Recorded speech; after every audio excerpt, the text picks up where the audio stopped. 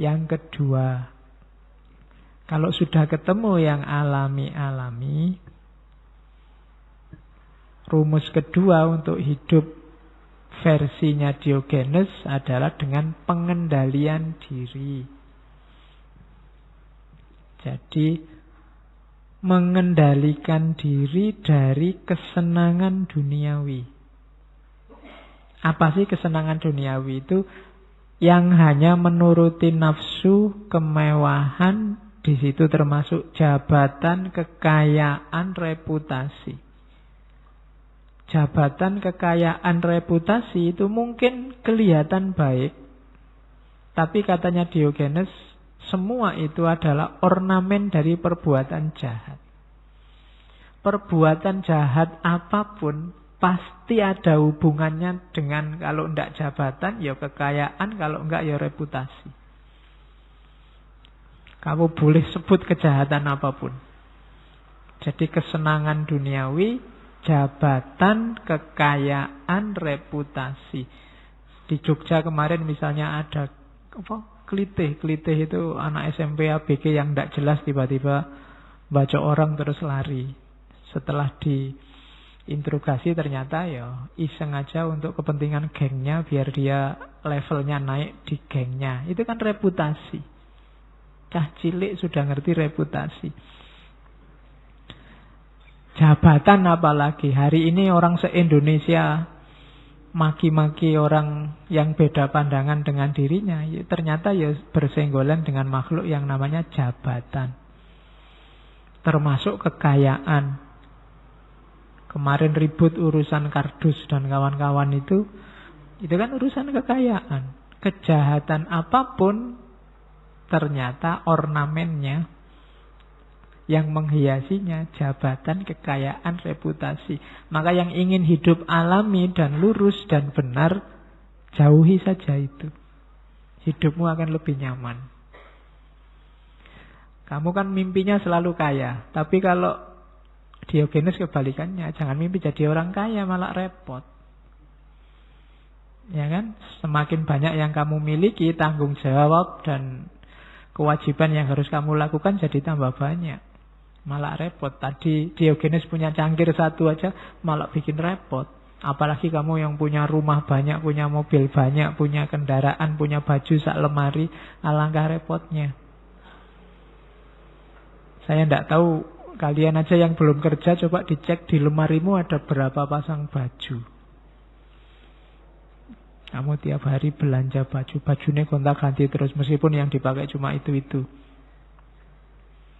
Padahal baju itu mungkin harusnya kamu punya 3 aja kan cukup. Yang satu dipakai, kemudian yang satu dicuci, yang satu ditaruh di lemari. Nanti setelah yang dipakai dicuci, yang dicuci ditaruh di lemari, yang ditaruh di lemari sekarang dipakai. Kan diputar gitu aja selesai. Cukup punya baju 3. Nanti ya kalau yang satu sudah jelek, robek-robek, beli aja satu. Cukup. Jadi kan sebenarnya kamu cuma butuh 3, tapi kan punyanya sak lemari. Demi apa? Jabatan, kekayaan, reputasi. Nanti kalau teman-teman bilang, kamu kok bajunya nggak pernah ganti, malu dong Pak saya. Bisa begitu. Ya biar kamu ndak malu, baju 3 itu cari warna dan modelnya yang sama. Nanti kalau ditanya, kamu kok nggak pernah ganti? Loh, 20 bajuku itu kayak gini semua. Jadi kelihatannya ndak ganti, tapi aku ganti ini. 20 bajuku persis karena aku suka yang kayak gini. Kan selesai. Gara-gara reputasi uangmu habis banyak. Kayak anak sekolah itu loh, tiap tahun ajaran beli buku tebel-tebel banyak, buku tulis berapa. Kayak kamu kuliah itu loh, beli gaya nih, wah ini tahun ajaran baru beli buku. Mending kelas tidak pernah nyatet, kamu cuma fotokopi.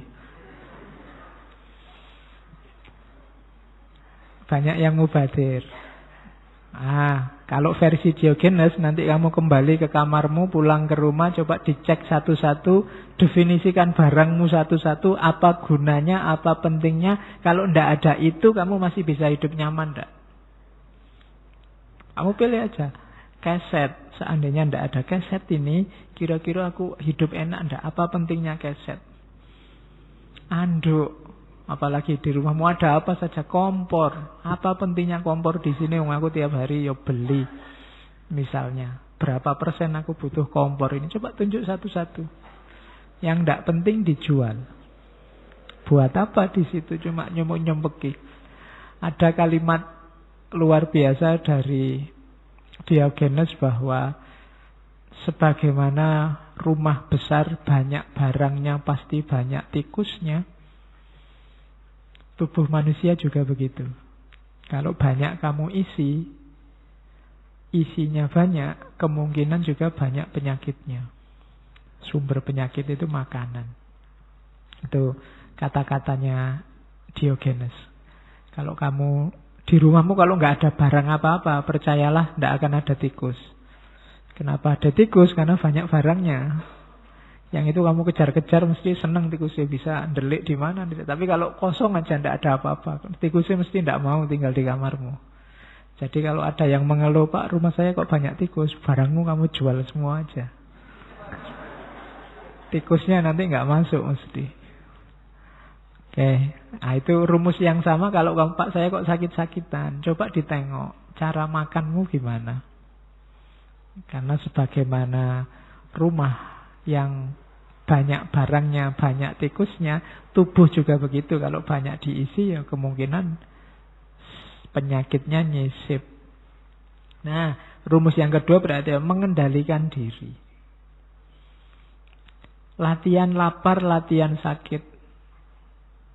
Karena ini berguna untuk moral manusia. Orang yang tidak pernah lapar, tidak pernah sakit,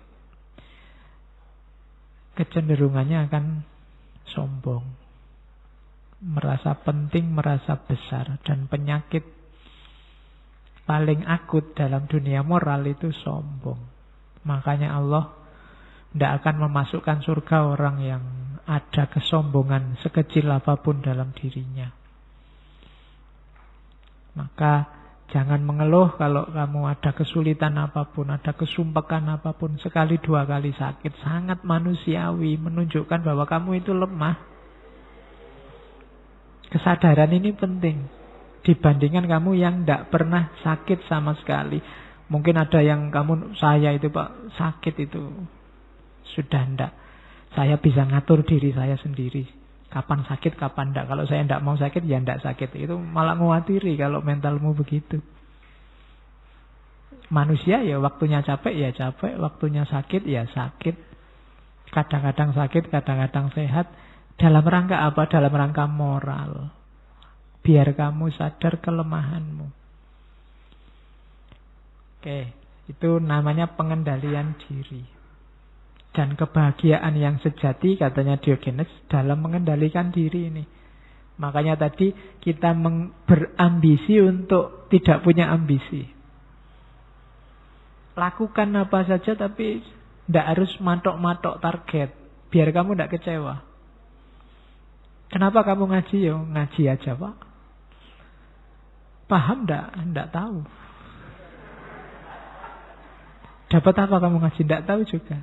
Dan kok masih ngaji terus? Ya tidak apa-apa. Saya tidak narget apa-apa kok. Tapi kalau sejak semula kamu narget, pokoknya saya ngaji, kira-kira dapat 5 sesi, itu saya harus menghasilkan 2 tulisan atau 4 tulisan. Kalau kamu narget gitu, hasilnya mesti kecewa nanti.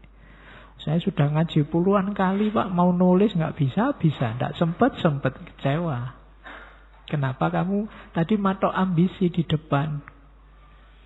Saya mau kuliah Pak. S2 Pak, 1,5 tahun saya target lulus. Ya tidak apa-apa, ambisimu.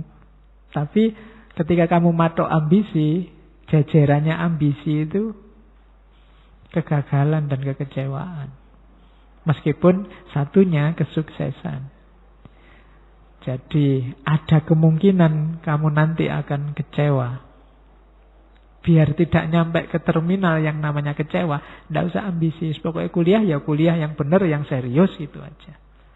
Pingin nulis ya nulis aja. Karena kalau direncana-rencana, dirancang-rancang, biasanya tidak jalan. Terus kamu kecewa. Nah, jadi ini rumus bagus dari Diogenes. Oke. Nah, untuk bentuk konkret pengendalian dirinya apa? Semangat hidup yang asketis. Namanya, kalau bahasa Jawa namanya tirakat. Kalau agama namanya puasa. Puasa tidak cuma puasa makanan.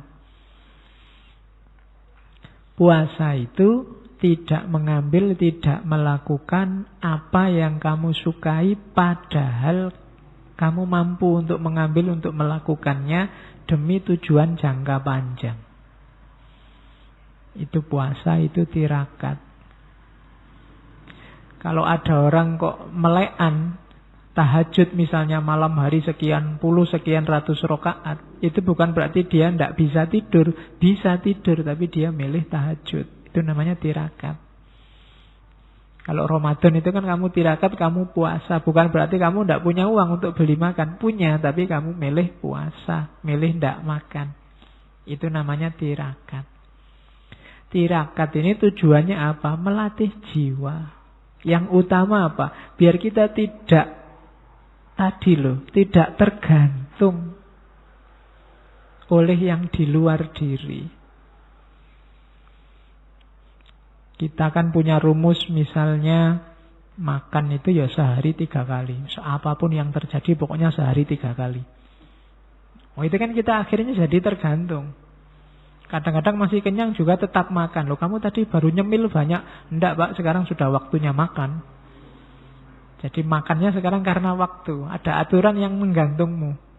Atau kadang-kadang mungkin belum waktunya makan tapi kamu sudah lapar tapi ini belum waktunya kok. Padahal ya kamu bisa makan tapi kamu tunggu sampai jam 1. Ini kan terus ada teori, ada konsep, ada aturan yang menggantung hidupmu. Nah, biar kamu tidak terikat di situ, ayo puasa, ayo tirakat, latihan tidak terikat. Biasanya tidur bangun, biasanya makan siang-siang tidak makan sekarang. Biasanya ngobrol sama teman, latihan zikir, latihan wiritan. Itu namanya tirakat. Alah Pak, kan sunnah Pak. Iya sunnah, makanya namanya tirakat. Tidak sembarangan orang bisa. Jadi hidup semacam ini namanya hidup asketis. Tujuannya apa? Tidak jatuh cinta sama dunia. Tidak terikat oleh dunia. Kita kan banyak mewajib-wajibkan yang tidak wajib. Saya itu cakepnya kayak rambutnya panjang segini loh Pak. Jadi tiap hari kamu ngitungi rambutmu biar panjangnya pas segitu. Itu kan yang tidak harusnya kamu atur jadi kamu atur. Kamu repot sendiri, sumpek sendiri. Saya itu Pak cakepnya kalau pakai jaket model kayak gini nih. Akhirnya kemana-mana kamu pakai jaket. Sumuknya kayak apa, kamu pakai jaket ben kelihatan cakep. Nah, itu namanya terikat. Kalau ndak ini ndak Pak. Kalau nggak aliran itu saya ndak. Kalau nggak itu ndak. Sumber dari semua problem, banyak problem hari ini itu keterikatan-keterikatan kita. Dalam hidup kita sering kadang-kadang mengikatkan diri dalam hal yang seharusnya kita nggak terikat di situ. Hanya nuruti emosi, ambisi. Yo, tiba-tiba saja kok aku masuk grupnya pro Jokowi apa anti Jokowi ya. Hubungannya apa aku sama Jokowi? Tapi kok tiba-tiba aku ada di situ, kamu sendiri mengikatkan dirimu di situ. Jadi latihan hidup asketis itu latihan membebaskan diri. Kalau zaman dulu itu orang terus ke hutan, bertapa. Kalau dalam Islam namanya uzlah. Itu melatih diri, melatih jiwa. Biar apa? Biar tidak banyak terikat oleh dunia. Itu yang dilakukan oleh Diogenes. Cuma Diogenes tidak lari ke hutan. Di tengah kota, tapi hidup di dalam tong. Di dalam timba besar. Tidur di situ. Terus kalau ada orang lewat, bawa makanan dia minta. Hidupnya dikelilingi anjing-anjing dan seterusnya. Oke, katanya Diogenes, who is most content with the least. Orang yang punya paling banyak, orang paling kaya adalah orang yang nyaman dengan kepemilikan yang paling sedikit. Kamu tidak punya apa-apa kok merasa nyaman, berarti kamu paling kaya. Dibandingkan yang punya segalanya masih merasa kurang. Gampang-gampangan ngono. Jadi, kalau kamu ingin jadi orang kaya, ndak usah merancang besok ingin ngelamar kerja di mana. Latihlah mentalmu untuk bisa menerima yang sedikit. Bersyukur dengan minimal yang kamu miliki hari ini. Saat ini juga kamu jadi orang kaya. Ndak usah nunggu besok. Kesuwen. Kamu ngerancang-ngerancang ngelamar kemana-mana, nanti ndak diterima, terus nangis, stres, sumpek. Kalau sekedar ingin kaya tujuanmu. Kaya itu kan tidak urusan kuantitas sebenarnya. Urusan orang merasa cukup dan merasa lebih. Maka katanya Diogenes, rumusnya makanya jangan keluar tapi ke dalam.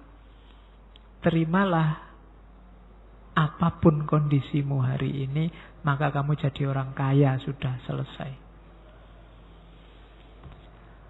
Oke, itu tambahan rumus yang lain. Ada quote-quote-nya. It is the privilege of God to want nothing and of God-like man to want little. Jadi keistimewaan Tuhan, itu Tuhan tidak butuh apa-apa. Karena Tuhan yang menciptakan segalanya. Yang membuat Tuhan istimewa kan itu. Lam yalid wa lam yulad. Enggak terikat sama sekali oleh dunia, Tuhan tidak butuh apa-apa. Dan keistimewaan para God-like men, manusia yang seperti Tuhan, para wali adalah one little, butuhnya sedikit saja. Itu yang membuat mereka istimewa. Ada sindirannya, wong dia orang sinis, nek ngomong kan ceplas-ceplos. In a rich man's house, there is no place to spit but his face. Di rumahnya orang kaya, tidak ada tempat untuk meludah kecuali wajahnya. Ya, itu ya kamu rumuskan sendiri ya tafsirnya. Jadi orang kaya itu kan rumahnya bagus, barang-barangnya semua bagus. Mulai dari taman sampai dapur belakang itu kan kinclong semua. Jadi tidak ada tempat untuk meludah. Satu-satunya tempat meludah adalah wajahnya. Itu kalimatnya nyelekit untuk mengkritik kekayaan. Maka jangan jadi orang kaya. Nanti kamu membuat dirimu jadi wajahmu layak untuk diludahi orang.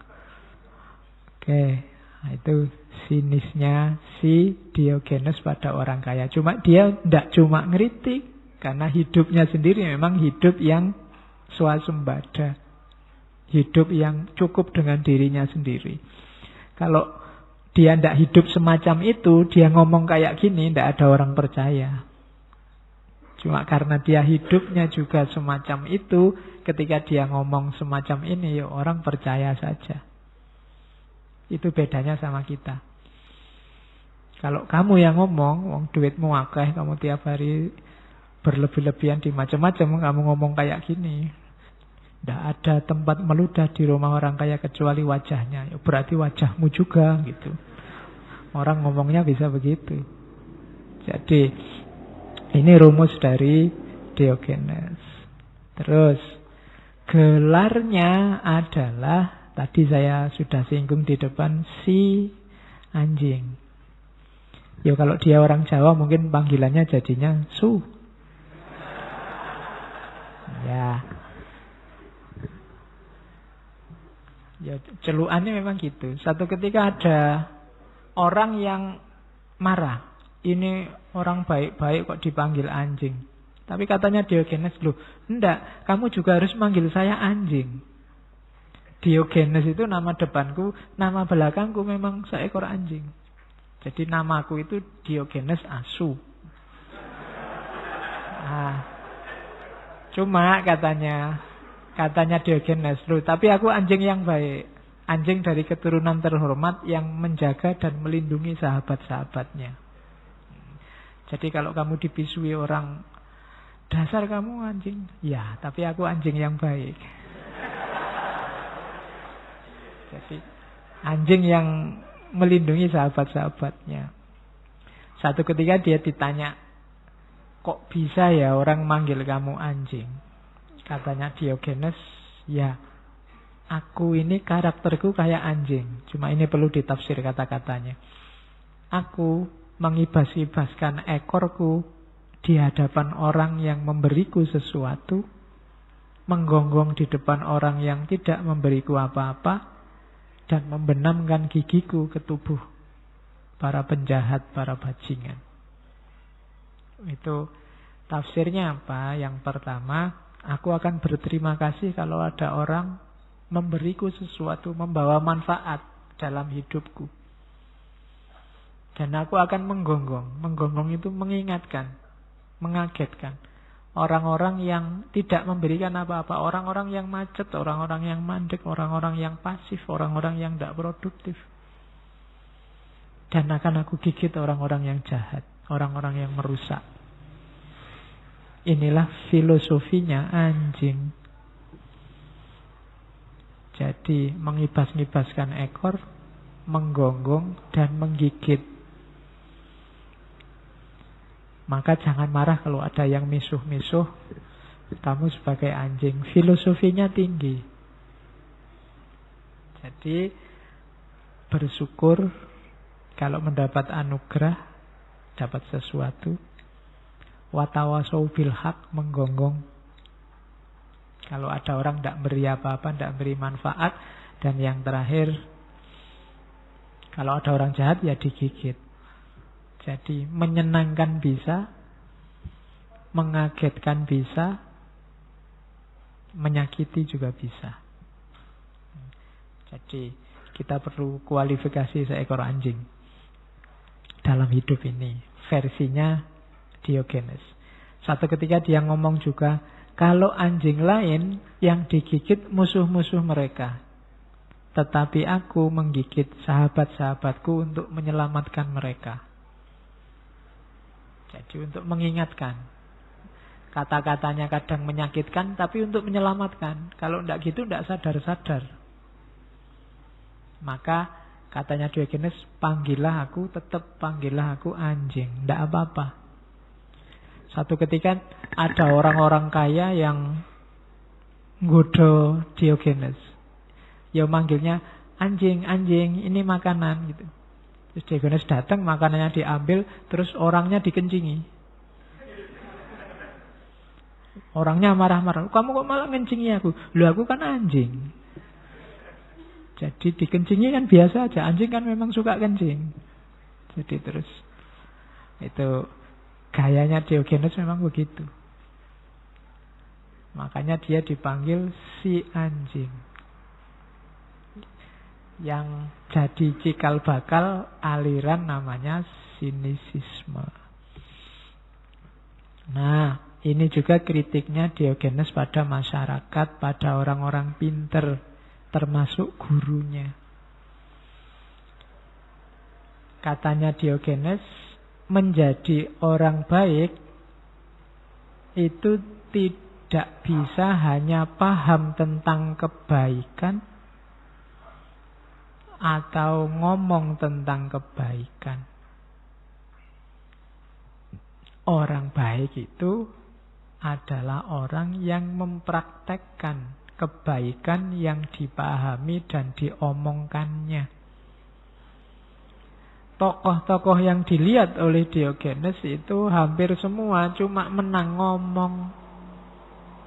Khususnya yang dikritik ini orang-orang sofis. Orang sofis ini dulu kita sudah bahas tentang sofisme. Orang-orang pinter cuma bayaran. Para filosof, orang-orang yang ngerti filsafat, hanya saja filsafatnya dipakai untuk mencari keuntungan untuk dirinya sendiri. Jadi maju tak gentar membela yang bayar. Itu kaum sofis. Siapa yang ngundang berani bayar berapa, ingin kebenaran versi apa, akan dikasih.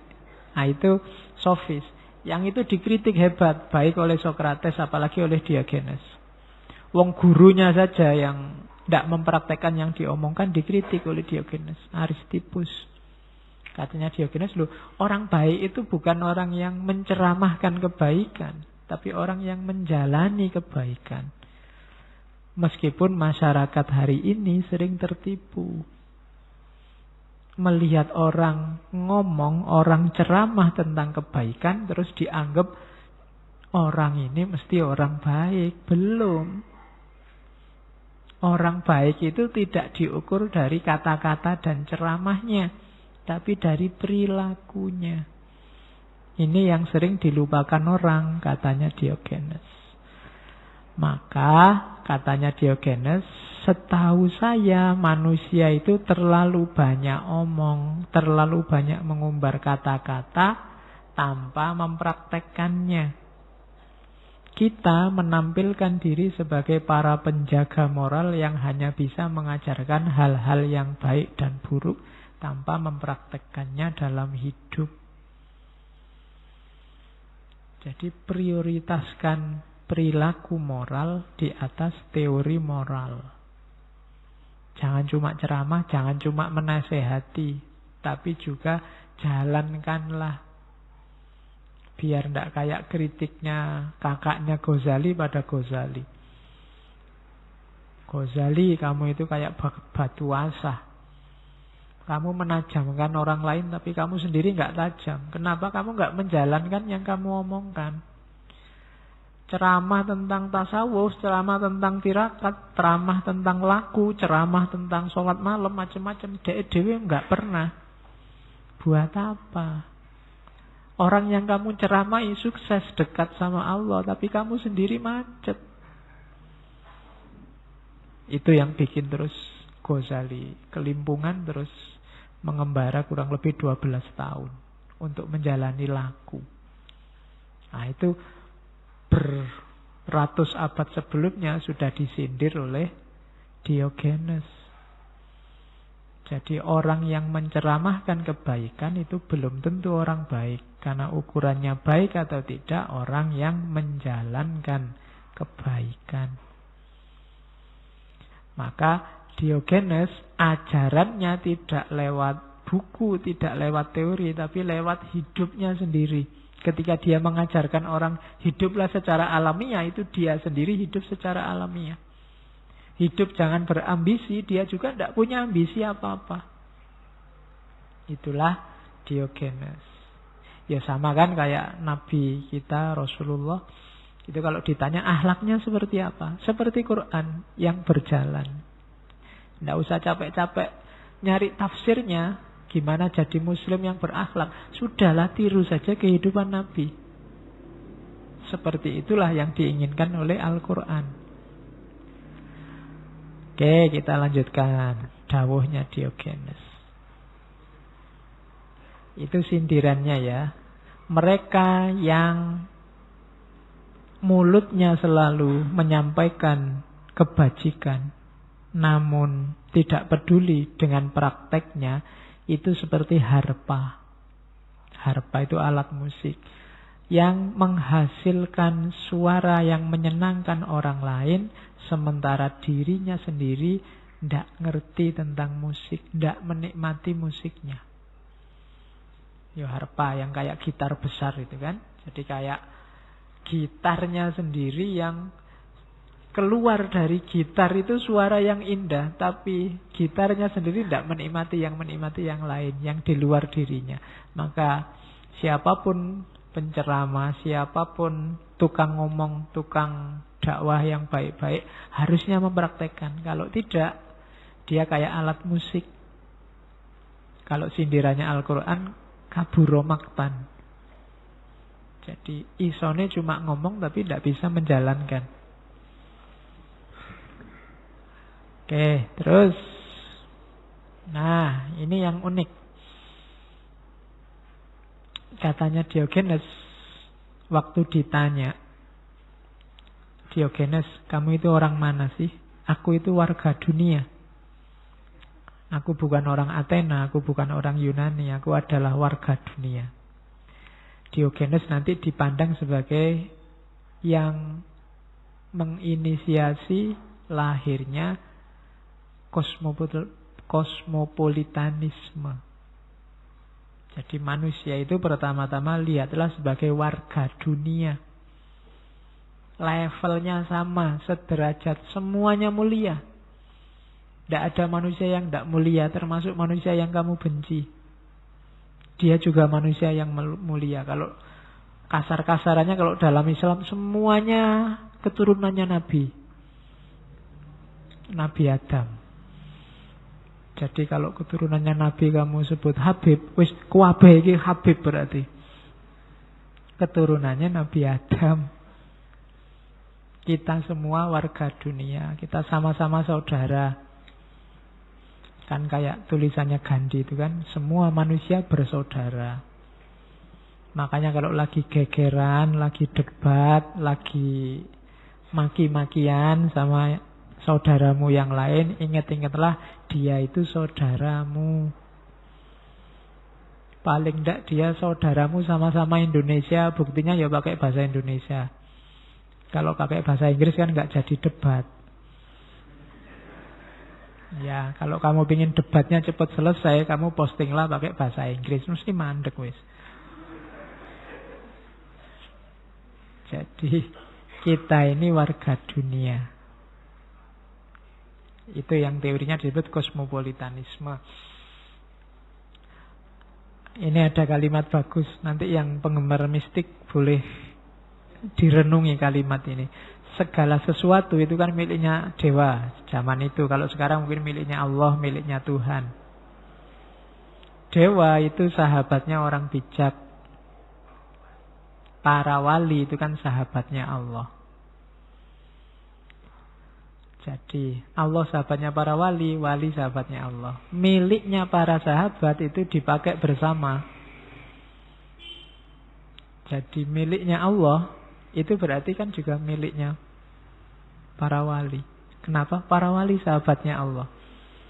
Karena Allah memiliki segala sesuatu, berarti para wali itu sebenarnya punya hak atas segala sesuatu. Orang-orang yang dekat sama Allah itu sebenarnya punya segalanya kalau dia mau. Kenapa? Dia sahabatnya Allah. Rumusnya itu. Maka jangan macem-macem sama orang yang dekat sama Allah. Dia menguasai segalanya. Kenapa? Karena dia sahabatnya Allah. Dan sahabat itu kan berbagi. Kayak kamu di kos-kosan sak kamar, kalau sudah sahabat, bajuku ya bajumu, sepatuku ya sepatumu, siapa butuh silakan pakai. Rumusnya pokoknya diikhlaskan saja, saling rela, kan itu. Dengan rumus ini berarti karena para wali, orang-orang bijak itu adalah sahabatnya dewa, sahabatnya Allah, berarti mereka sebenarnya hakikatnya punya segalanya kalau mau. Cuma para wali kan gak mau apa-apa selain Allahnya sendiri. Kebalikannya kita mau segalanya selain Allahnya saja. Kelemahan kita kan di situ. Milih mana dikasih segalanya kecuali Allah, apa dikasih Allah dan tidak segalanya. Kalau kita mungkin jawabnya masih segalanya dulu lah Pak, besok-besok Allahnya. Mesti ngono. Kalau para wali kan enggak. Allah saja. Yang lain enggak penting. Kayak Diogenes itu semua yang duniawi enggak penting. Semua keterikatan duniawi enggak penting. Oke. Terus Diogenes ini sering dibandingkan sama Sokrates. Mungkin Diogenes ini agak trauma melihat Sokrates dihukum mati. Ternyata orang baik, orang benar yang menyampaikan kebenaran itu juga bahaya.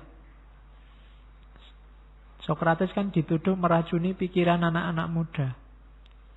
Maka Diogenes ganti gaya. Sebenarnya gagasan-gagasannya sama kayak yang disampaikan oleh Sokrates. Cuma dia ganti gaya dengan gaya selengean dan uraannya. Dengan gaya guyonannya.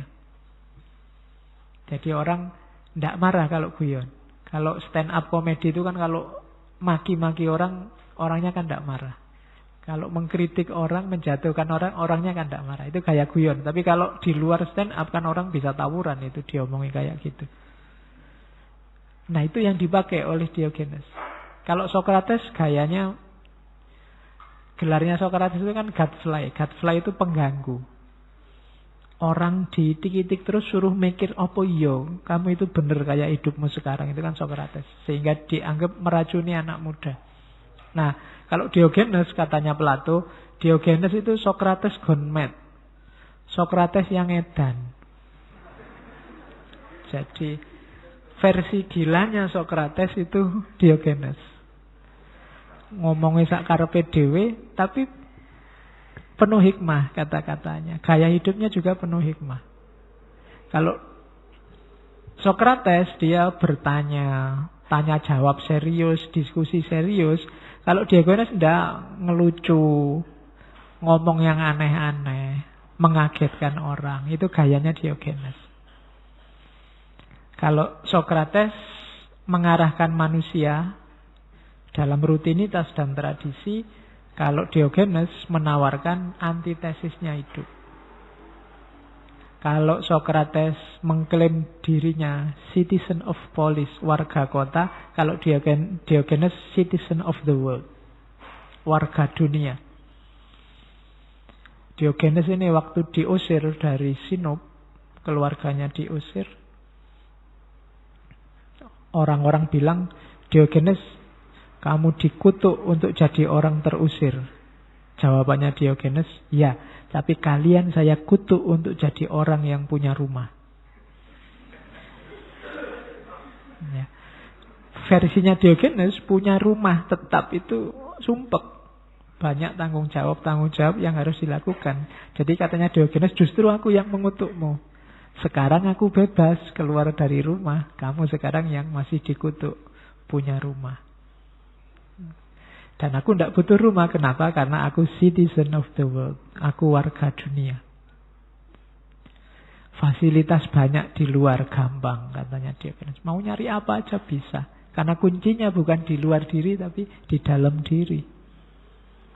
Nah itu gaya hidup Diogenes. Kalau kamu berani, silahkan diikuti. Kalau berani.